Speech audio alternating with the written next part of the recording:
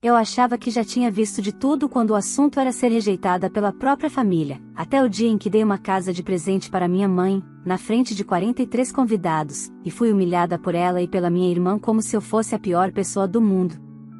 Naquele instante, algo dentro de mim mudou para sempre.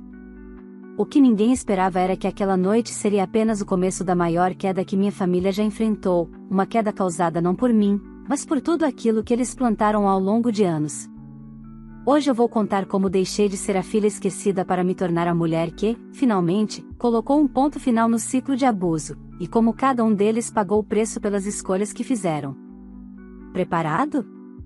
Então respira fundo e vem comigo. Olá, seja bem-vindo ao canal Histórias Surpreendentes. Curta e se inscreva nesse canal, aproveite e ative as notificações, comente aqui de qual cidade você está assistindo, vou adorar saber e deixar um coração no seu comentário. Vale lembrar que os nossos vídeos não são relatos reais, são histórias voltadas apenas para o entretenimento. Toda a criação e edição são feitas pelo proprietário do canal. Desde que me entendo por gente, sempre soube que havia algo diferente na forma como meus pais me enxergavam. Enquanto minha irmã mais nova, Camila, era tratada como um cristal raro que precisava ser protegido, elogiado e exibido para o mundo, eu era apenas eu. A filha que cresceu aprendendo a não pedir nada, a não esperar nada, a não ocupar espaço demais. Nunca tive o direito de ser frágil, nem de errar, nem de ser vista. Era como se eu tivesse nascido com a obrigação silenciosa de me tornar útil, prática, forte e invisível. Meu nome é Larissa, tenho 33 anos, e construí sozinha tudo o que meus pais sempre desprezaram em mim: estabilidade, uma carreira sólida, um apartamento confortável, investimentos, tranquilidade financeira e, principalmente, independência emocional. Pelo menos era o que eu acreditava ter até o dia em que tudo veio abaixo, ou acima, num único momento de humilhação pública. Crescemos em Campinas, numa casa simples, onde o favoritismo era tão presente quanto o cheiro do café da manhã que minha mãe preparava todos os dias. Camila sempre teve roupas novas, aulas de balé, aparelhos caros, festas de aniversário temáticas. Eu tinha o discurso pronto: você é mais forte, filha. Você entende as dificuldades. Sua irmã é mais sensível. Esse sensível sempre significou mais amada, mas isso eu só admiti anos depois. Quando fiz 17 anos, passei no vestibular para administração em uma universidade pública. Comemorei sozinha, porque meus pais estavam ocupados ajudando Camila nos preparativos para a audição de dança. Quando consegui meu primeiro emprego, ouviram a notícia de maneira protocolar, como se eu tivesse informado que fiz o download de um aplicativo novo. Mas quando Camila passou num teste de modelo fotográfica para uma pequena agência, a casa virou um carnaval de orgulho. Não vou mentir, por muitos anos, tudo isso me doeu profundamente. Mas transformei essa dor em força. Trabalhei como estagiária, depois analista, depois coordenadora, e finalmente fundei minha própria empresa de marketing digital. A empresa cresceu, fiz contratos nacionais e internacionais, e aos 30 anos eu já ganhava mais do que meus pais haviam ganhado juntos em toda a vida. Ainda assim, dentro de mim, havia aquela pequena esperança infantil: talvez agora eles me vissem. Talvez, finalmente, eu fosse suficiente. Essa esperança idiotamente reacendeu quando minha mãe completaria 58 anos. Pensei em fazer algo especial, algo que mostrasse que, apesar de tudo, eu ainda era capaz de amar acima do que recebi. Depois de meses pesquisando, encontrei uma casa linda, num bairro seguro de Campinas. Jardim amplo, varanda iluminada, cozinha espaçosa, exatamente como ela sempre dizia que sonhava. Comprei a casa à vista, coloquei no nome dela e preparei uma surpresa para o aniversário. Chamei amigos, primos, tios, mais de 43 convidados confirmaram presença. Enquanto acompanhava a equipe preparando a decoração, me peguei sorrindo, imaginando a reação dela. Talvez um abraço emocionado. Talvez um agradecimento verdadeiro. Talvez o início de uma reconstrução. Eu não queria comprar amor, queria ser vista por quem me trouxe ao mundo. Mas eu ainda não sabia que aquele seria o dia em que não apenas minha esperança morreria, mas também a última fagulha de laço familiar que eu insistia em manter. Naquele dia, diante de todas aquelas pessoas, minha mãe não apenas rejeitaria meu presente, como também me destruiria com palavras que marcariam para sempre o começo da queda dela. O salão estava decorado com tons pastel, arranjos de flores e luzes amareladas que deixavam tudo com um ar acolhedor. Escolhi cada detalhe pensando em como minha mãe sempre dizia que adorava celebrações elegantes, mas nunca tinha dinheiro para fazer uma assim. Era irônico, porque naquele dia tudo estava ali, exatamente como ela sonhara, e ainda assim eu estava prestes a descobrir que sonhos, para ela, tinham um dono específico, e não era eu. Cheguei cedo para acompanhar a montagem, conferi a mesa do bolo, os docinhos, o buffet, o DJ, os lugares marcados. Quando minha mãe entrou, acompanhada do meu pai e de Camila, senti meu peito se aquecer por um instante. Ela estava bonita, usando um vestido azul que realçava seus olhos. O sorriso dela ao ver a festa me fez acreditar, por alguns segundos, que tudo valeria a pena. "Você fez isso tudo?" Ela perguntou, olhando ao redor. "Fiz", respondi, tímida. "Queria que seu aniversário fosse especial."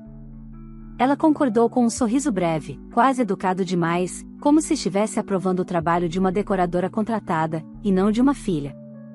Os convidados começaram a chegar, cumprimentando minha mãe com abraços calorosos. Alguns se aproximavam de mim para elogiar a festa, outros perguntavam sobre minha empresa, mas meus pais não pareciam notar ou se importar. Eles estavam ocupados, como sempre, orbitando ao redor de Camila. Minha irmã desfilava entre os convidados como se fosse anfitriã, comentando sobre seus novos ensaios fotográficos e sobre como a vida de modelo era cansativa demais. Enquanto isso, eu aguardava o momento da grande surpresa. A chave da casa estava dentro de uma caixinha dourada que eu segurava com tanto cuidado que minhas mãos suavam. Depois de quase 2 horas de festa, pedi silêncio e chamei minha mãe ao centro do salão. O DJ baixou a música, os convidados se viraram para nós, celulares erguidos, prontos para registrar o momento. "Mãe", comecei, sentindo minha voz tremer, "hoje eu queria te dar algo que você sempre sonhou, mas nunca teve oportunidade de conquistar. Você sempre falou sobre ter uma casa com jardim, ampla, confortável, então eu queria te agradecer por tudo e te dar isso como presente." Estendi a caixinha para ela. Alguns convidados murmuraram animados, outros sorriram, achando tudo emocionante. Minha mãe pegou a caixinha e abriu lentamente. Quando viu a chave, olhou para mim com as sobrancelhas erguidas. "O que é isso?" perguntou, já num tom estranho. "É a chave da sua casa nova", respondi, sorrindo. "Comprei para você, mãe. Está no seu nome." Silêncio. Um silêncio tão pesado que parecia sugar o ar do salão. Ela deu uma risadinha curta, incrédula, e balançou a cabeça. "Não pense que você pode me comprar com dinheiro, sua medíocre." O som da palavra medíocre bateu no meu peito como uma pedra. Alguns convidados deram risadinhas nervosas. Meu pai cruzou os braços, desaprovando, como se eu tivesse cometido um crime. E então Camila, sempre pronta para o golpe final, se aproximou com sua voz doce e venenosa. "Não é porque você tem dinheiro que vai conquistar o amor da família, sua tonta."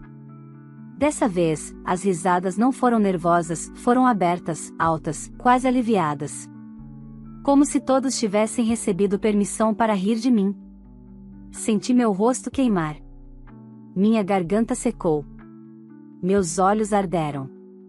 Mas não chorei. Não dei esse gosto a eles. Entreguei um sorriso vazio, quase mecânico, e dei alguns passos para trás. Olhei para minha mãe, que segurava a chave como se fosse lixo. Olhei para meu pai, que não movia um músculo. Olhei para Camila, que sorria como se tivesse acabado de ganhar um prêmio. Foi ali, naquele cenário iluminado e cheio de flores, que algo dentro de mim se quebrou, não de tristeza, mas de entendimento absoluto. Eu finalmente enxerguei o que sempre esteve diante de mim. Nunca, em momento algum, eu faria parte daquela família da forma como desejava. Mas naquele instante, algo novo também nasceu dentro de mim. Uma força que eu não sabia que tinha. Uma voz que dizia, clara como água, eles vão pagar por isso. Todos eles. E aquele era apenas o começo. Mesmo com o salão iluminado, com música, gente conversando e taças se chocando ao fundo, tudo ao meu redor pareceu ficar distante, abafado, como se eu estivesse presa dentro de um aquário de vidro. Cada risada ecoava como um estilhaço. Cada olhar atravessado reforçava a sensação de que eu nunca fiz parte daquele lugar. Mas dentro de mim, algo se reorganizava. Não era dor, era lucidez. Camila continuava no centro da atenção, passeando entre os convidados como se a festa fosse dela. Minha mãe, sempre teatral, fingia estar ofendida pelo absurdo do meu presente. Meu pai, com sua postura rígida, fingia superioridade moral enquanto evitava olhar diretamente para mim, como se eu fosse um incômodo.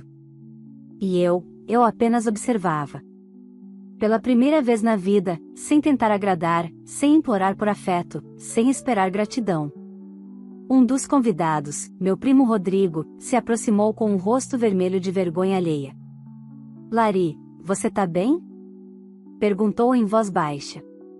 Tô, respondi de modo quase automático. Não se preocupa. Ele suspirou, apertou meu ombro e voltou para o grupo. Eu sabia que ele não queria se indispor com meus pais. Ninguém queria. Meus pais sempre foram aquele tipo de casal que parecia perfeito de longe, simpáticos, sorridentes, família tradicional brasileira. Quem ousasse contrariá-los era visto como ingrato ou dramático.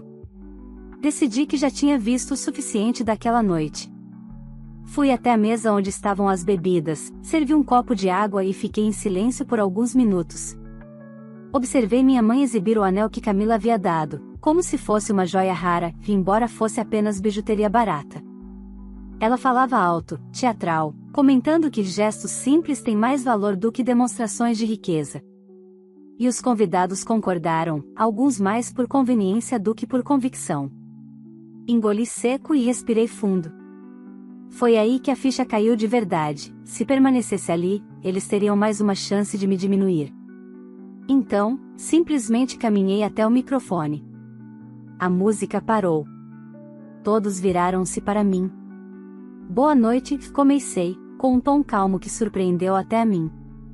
Antes de eu ir embora, eu queria agradecer a presença de todos. De verdade. Alguns se entreolharam, confusos. Minha mãe cruzou os braços, já pronta para interpretar o papel de vítima. Eu organizei essa festa com carinho, pensando que seria uma oportunidade de celebrar minha mãe e talvez, suspirei, talvez reconstruir algo que eu achei que existia. Silêncio. Pesado. Real, mas hoje eu entendi uma coisa muito importante, continuei. Entendi que amor não é algo que se compra, nem é algo que se arranca de alguém à força. E não, mãe, eu nunca tentei te comprar. Eu só tentei te amar do jeito que eu sabia. Do jeito que eu aprendi sozinha. Minha mãe apertou os lábios, incomodada. Quero que todos saibam que a casa que comprei será vendida, finalizei. Não por raiva, mas por respeito a mim mesma. A partir de agora, não tentarei mais fazer parte de onde não sou bem-vinda. Coloquei o microfone de volta no pedestal. Alguns convidados baixaram a cabeça. Outros pareciam chocados. Meu pai franziu o senho, irritado, como se eu estivesse envergonhando a família. Camila revirou os olhos, como se tudo não passasse de exagero. Mas algo aconteceu que nem eu esperava. Uma das tias da minha mãe, tia Solange, que sempre foi firme, direta e pouco influenciável, aproximou-se, olhando nos olhos da minha mãe, disse: Maria Helena, isso foi vergonhoso. Você passou dos limites. A mesa inteira ficou em silêncio. Minha mãe arregalou os olhos, ofendida. Não se meta onde não é chamada, Solange, retrucou ela, envenenada. Me meto sim, tia Solange rebateu. Porque a Larissa sempre foi a que mais correu atrás de tudo, a que mais trabalhou, a que mais ajudou. E vocês a tratam como lixo. Isso não é amor. Isso é abuso. Minha mãe ficou sem palavras. Meu pai se remexeu na cadeira. Camila cruzou os braços, contrariada. Eu não disse nada, não precisava. Algo naquela declaração pública criou a primeira fissura real na fachada perfeita deles. Uma fissura que eu ainda não sabia, mas seria apenas o início de uma série de rachaduras que se abririam. Saí do salão sem olhar para trás. O ar da noite bateu no meu rosto como um abraço. Parecia que eu finalmente podia respirar depois de anos prendendo o ar. Entrei no meu carro e fiquei alguns minutos parada. Não choraria. Não por eles. Mas senti um misto de alívio e medo do que viria. Porque no fundo, eu sabia, meus pais não deixariam aquilo barato. E eu também sabia que, pela primeira vez, eu não deixaria barato o que fizeram comigo. Eu só não imaginava que as consequências para eles viriam tão rápido, e não por minha causa, mas por algo que eles mesmos plantaram ao longo da vida. Nos dias que se seguiram à festa, o silêncio se tornou meu companheiro constante. Um silêncio estranho, pesado, do tipo que antecede tempestades. Eu sabia que meus pais não deixariam o episódio passar, não porque estavam feridos emocionalmente, mas porque estavam acostumados a ter controle sobre tudo, inclusive sobre minha vida. Tirá-los dessa posição mexeria com o equilíbrio doentio que eles cultivavam há décadas. Na segunda-feira de manhã, enquanto revisava relatórios da empresa, meu celular começou a vibrar sem parar. Mensagens, ligações, notificações. Não era comum. Abri o celular e encontrei dezenas de mensagens de parentes e conhecidos, todas perguntando a mesma coisa: Larissa, sua mãe está bem? Ela disse que você a humilhou na frente de todo mundo. É verdade que você gritou com ela? O que aconteceu entre vocês? Camila postou algo, viu? Camila. Claro. Entrei nas redes sociais e a primeira coisa que vi foi um story dela chorando teatralmente, dizendo: gente, estou arrasada. Minha irmã perdeu completamente o controle na festa da minha mãe. Foi horrível. Ela entregou um presente absurdo, como se minha mãe tivesse obrigação de aceitar. Depois fez um discurso agressivo: minha mãe está arrasada. Ela falava com a mesma entonação que usava quando queria manipular professores, colegas e nossos pais. Era um talento natural. As pessoas acreditavam nela com facilidade. Peguei meu notebook e sentei na mesa da cozinha. Pensei em responder, em me defender, mas respirei fundo. Impulso é algo que sempre prejudica, e elas sabiam disso. Se eu respondesse de forma reativa, confirmaria a versão delas. Decidi esperar. Observar. Não demorou muito para acontecer o que eu temia. Meu pai me ligou. Pela primeira vez em meses. Oi, pai. Não me venha com o oi, pai, e ele rosnou. Sua mãe chorou a noite inteira. A Camila está destruída. Você envergonhou nossa família. Mordi o lábio para não rir. A palavra família, vinda dele, parecia piada. Eu falei a verdade, respondi. Você poderia ter ficado calada. Gritou. O que você fez foi inadmissível. Inadmissível é vocês me tratarem como lixo por 30 anos. Para de drama, Larissa, e ele rebateu. Você sabe que é exagerada. Essa frase. Essa maldita frase. Você é exagerada. Cresci ouvindo isso sempre que eu ousava expressar uma gota de dor. Era o grito silencioso da invalidação. Mas algo havia mudado em mim. Eu não vou discutir, respondi. Vocês fizeram sua escolha. Agora eu fiz a minha. Ele bufou do outro lado da linha. Você vai se arrepender. Clique. A ameaça absurda ficou pairando no ar.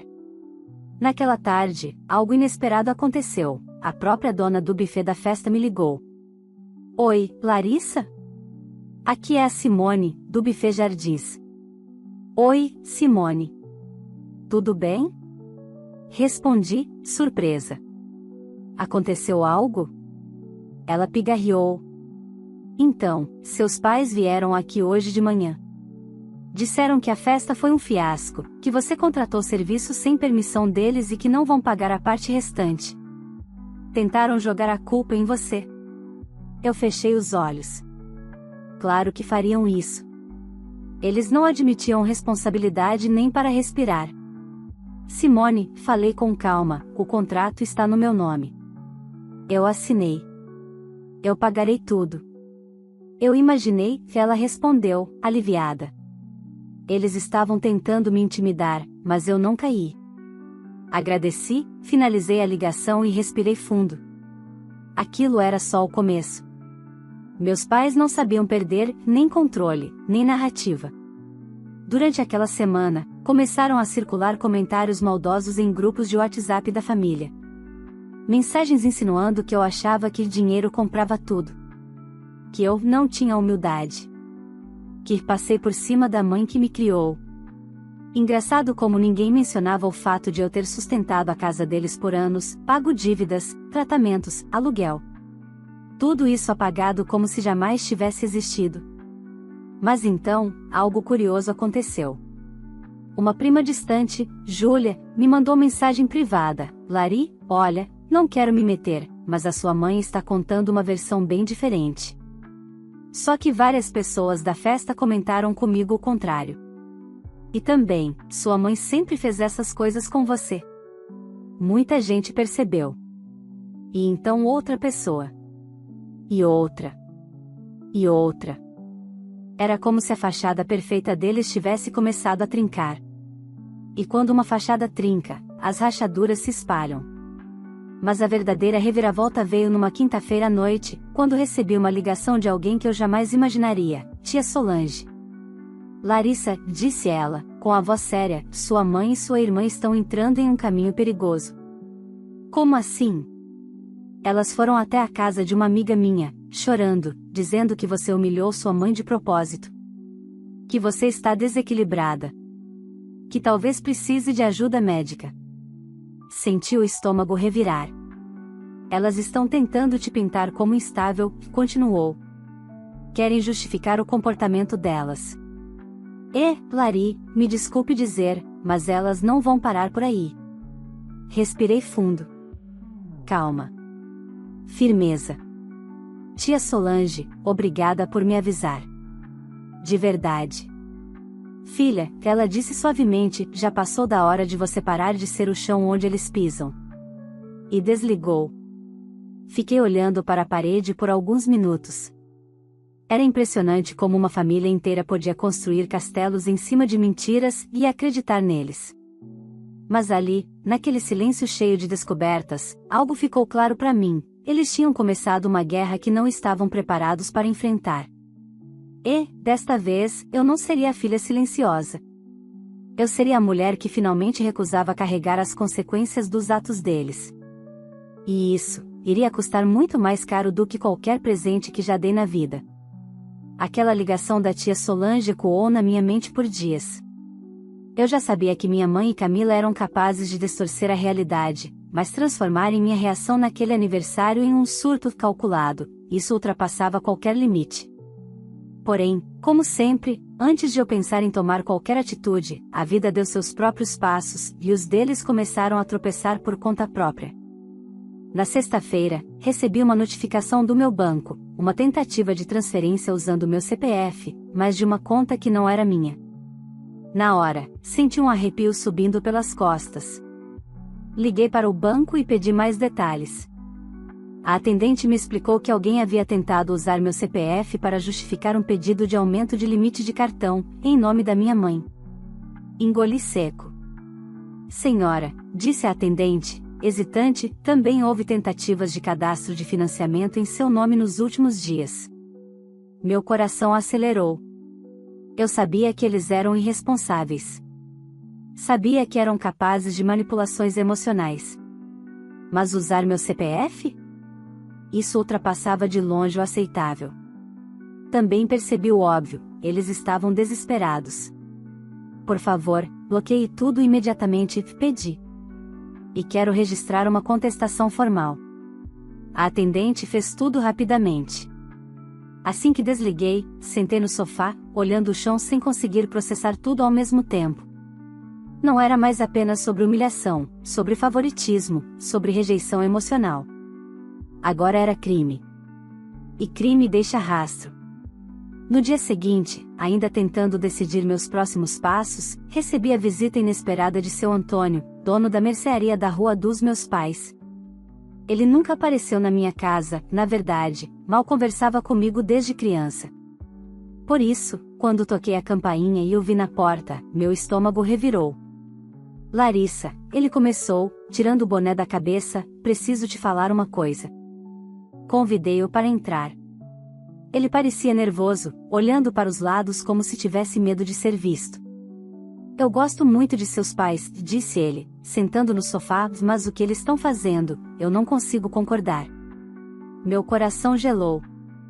Ontem eles foram lá na mercearia, continuou, e pediram para eu confirmar uma história.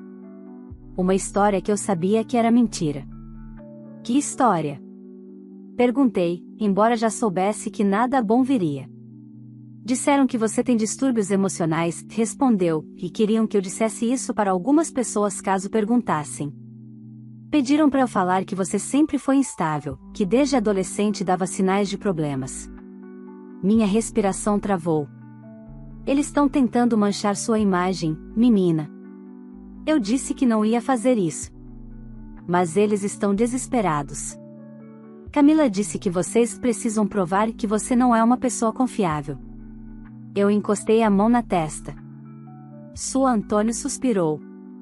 Toma cuidado, Larissa. Eles estão passando dos limites. E quando gente assim perde o controle, faz bobagem. Agradeci profundamente. A visita dele me mostrou algo que até então eu não tinha percebido com clareza. Meus pais e Camila tinham perdido completamente a noção da realidade. Não estavam apenas tentando salvar a própria imagem, estavam tentando destruir a minha. Mas o universo trabalha em ciclos, e a colheita vem. E a deles chegou. Na segunda-feira seguinte, recebi uma ligação de Tatiane, uma conhecida da minha mãe que frequentava os mesmos almoços de domingo.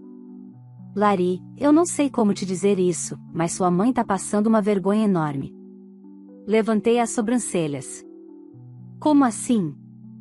Ela e Camila estavam organizando uma rifa, Tatiane explicou, para tentar arrecadar dinheiro para o pagamento de umas dívidas. Elas anunciaram que o prêmio seria uma cesta com produtos de beleza que Camila usa na rotina dela. Engoli uma risada. E isso deu errado? Muito. Tatiane suspirou. Elas colocaram preços absurdos nos números, tipo R$ 100 cada. E sabe o que descobriram? Que ninguém quer pagar para ajudar depois da forma como elas trataram você na festa. A história correu, Larissa. Bem mais do que elas esperavam. Meu coração se apertou, mas não por pena, e sim por uma estranha sensação de justiça acontecendo no seu próprio tempo. Todas as pessoas que riram de você naquela noite agora estão falando que não sabiam que era tão grave assim. É impressionante como a opinião muda quando a máscara cai. Eu fiquei em silêncio, digerindo a informação. Elas estavam começando a colher o que plantaram. Mas o golpe final daquela semana ainda estava por vir. À noite, enquanto jantava sozinha, recebi uma mensagem curta da tia Solange: a casa caiu. Meu corpo se retesou na hora. Liguei imediatamente. Tia? Larissa, ela suspirou, sua mãe e Camila perderam o processo trabalhista da antiga empregada delas. E agora estão devendo mais de R$ 30 mil. Fechei os olhos. O castelo de areia estava ruindo. E que continuou a tia, elas tentaram procurar seus contatos de advocacia para pedir ajuda técnica. Só que todos já sabem o que aconteceu no aniversário. Ninguém quer se envolver. Engoli o ar devagar, sentindo uma mistura de incredulidade e libertação. Não porque elas estavam sofrendo, mas porque nada daquilo tinha sido causado por mim. Elas se destruíam sozinhas. Sempre foi assim. A minha diferença é que, pela primeira vez, eu não estava ali para segurar os pedaços. Larissa, disse minha tia, em voz baixa, sua mãe está desesperada. Mas, ela não está arrependida. Está apenas com medo. E foi aí que entendi, com uma clareza brutal: medo não é amor. Vergonha não é arrependimento. E pânico não é mudança. Acontecesse o que acontecesse nos próximos dias, uma coisa era certa: eu estava fora daquela história. E eles estavam ficando sem palco. O que eu ainda não sabia era que o pior, para eles, ainda viria.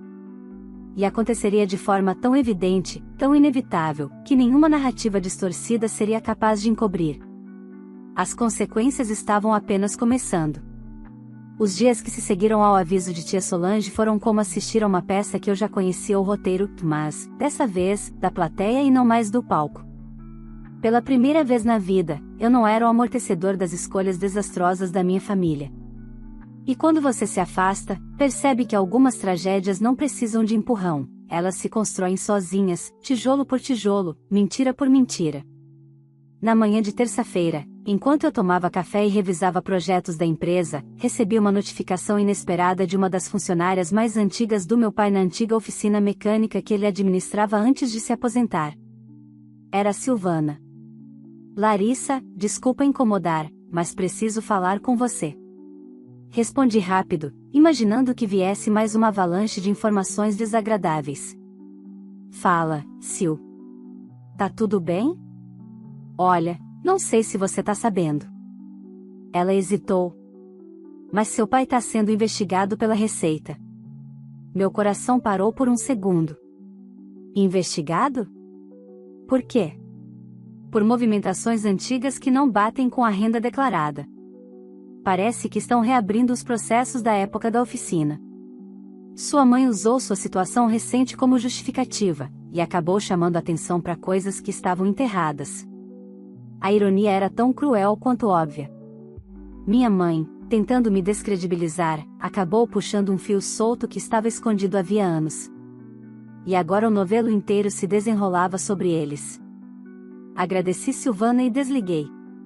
Enquanto processava aquela bomba, o celular vibrou outra vez, era tia Solange, dessa vez com uma mensagem ainda mais direta: Larissa, sua mãe surtou. Eles estão desesperados. Não conseguem pagar o processo trabalhista. A Receita apareceu lá hoje cedo. Eu respirei fundo, fechei os olhos e, pela primeira vez desde o aniversário, senti paz. Não porque eu queria que eles sofressem, e eu nunca desejei isso.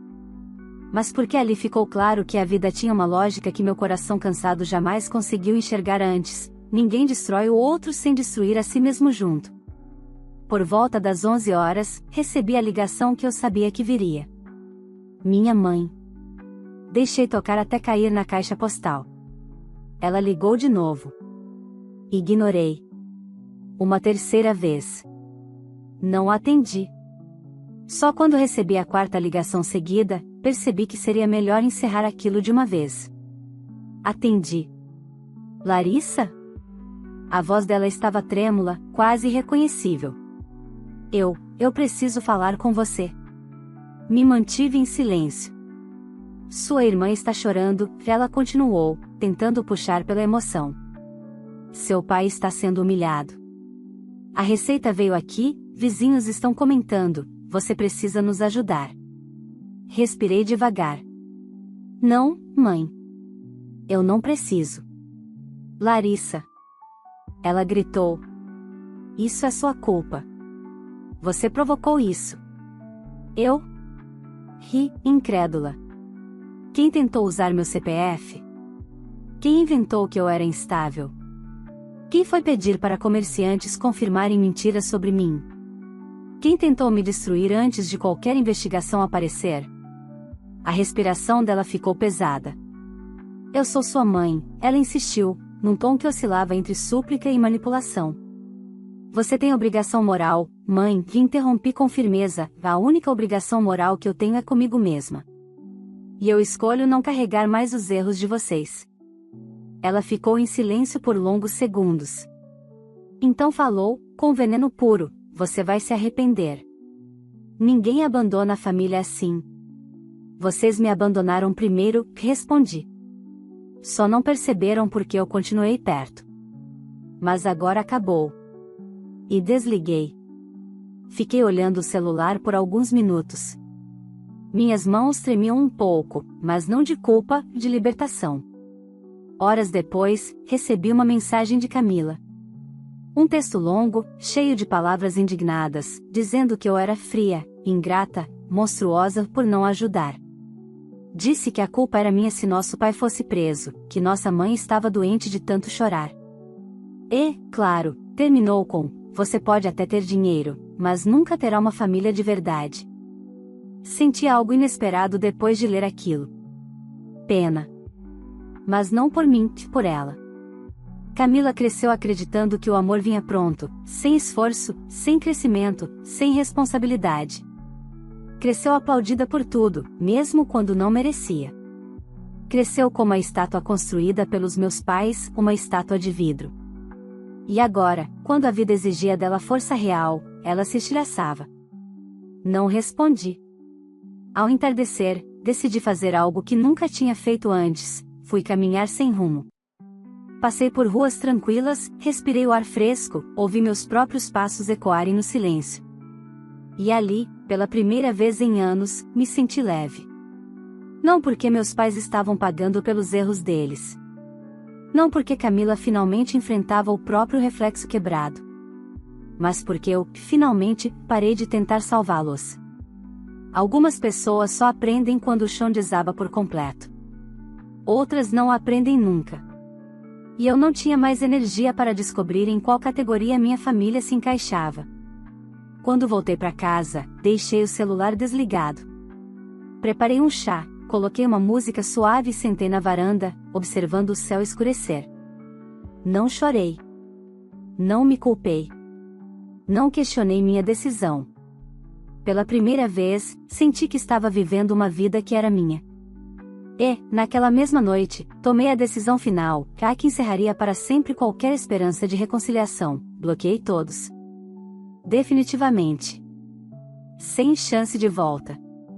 O passado ficaria onde pertencia. E eu também. Quando deitei para dormir, entendi que a história da minha família não era sobre amor perdido, era sobre amor nunca recebido. E eu não podia recuperar aquilo. Não podia reconstruir o que nunca existiu. Mas podia, e finalmente fiz, construir a mim mesma. E essa foi a primeira vitória verdadeira da minha vida. A que ninguém poderia tirar. Se essa história mexeu com você, não esqueça de curtir o vídeo, porque isso ajuda demais o nosso canal a crescer e continuar trazendo histórias emocionantes como essa. Aproveita também para se inscrever no canal e ativar o sininho, assim você recebe todas as próximas histórias em primeira mão. E agora eu quero saber a sua opinião sincera: você faria o mesmo que a filha fez? Depois de tantos anos sendo humilhada, tratada com desprezo e usada emocionalmente, você teria coragem de cortar os vínculos e seguir sua vida em paz? Me conta nos comentários, eu amo ler o que vocês pensam. Ah, e escreve também de qual cidade você está assistindo este vídeo, porque eu sempre passo nos comentários para deixar um coração especial para vocês. E, claro, não esquece de compartilhar essa história com alguém que você acha que precisa ouvir isso hoje. Às vezes, uma história assim pode abrir os olhos de muita gente. Muito obrigada por estar aqui, vocês fazem toda a diferença. Vale lembrar que os nossos vídeos não são relatos reais, são histórias voltadas apenas para o entretenimento. Toda a criação e edição são feitas pelo proprietário do canal.